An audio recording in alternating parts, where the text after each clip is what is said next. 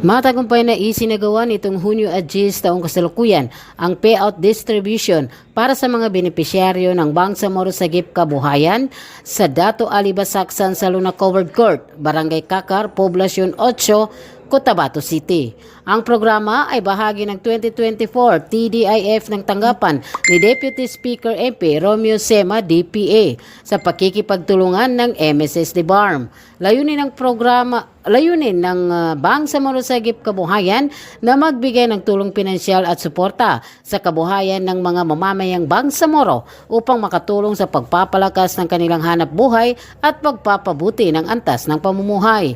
Dumalo sa aktibidad ang mga opisyal at kawani mula sa iba't ibang ahensya ng BARM upang tiyakin ang maayos na pamamahagi ng ayuda sa mga kwalipikadong benepisyaryo. Ayon kay MP Romeo Sema, sa naging panayam dito ay pwedeng maging gawing kapital ng benepisyaryo ang kanilang makukuha dito at